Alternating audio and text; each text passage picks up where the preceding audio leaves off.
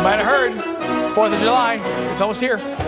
This year, extra special, it's 250th anniversary of the United States declaring its independence. And one way the country is marking the occasion is by burying a time capsule with items from all 50 states. And our Katie Delaney is live in Portland this morning to show us what Maine's contributions were. Good morning, Katie.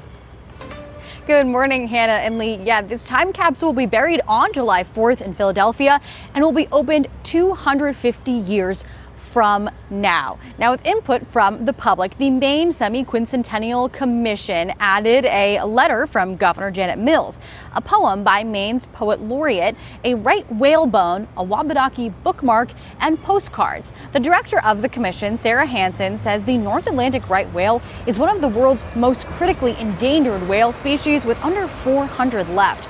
So the poem was added to ask people in the future if we were able to save the whale.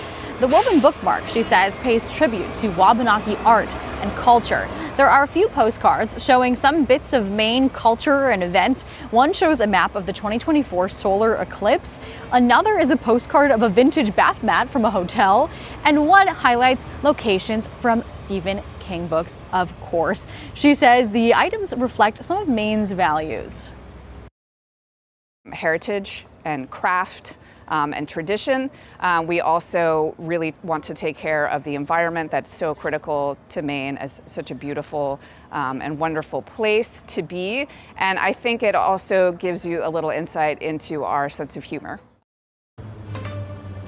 Hansen says it was hard to narrow down which items were chosen because they all had to fit in a box that's only 6 inches long. So unfortunately, no room for buoys or lobster traps or any of those other iconic items. But the items that were chosen, they're now all in Philly, ready to be buried and unveiled by people in the future. Live in Portland, Katie Delaney, News Center, Maine.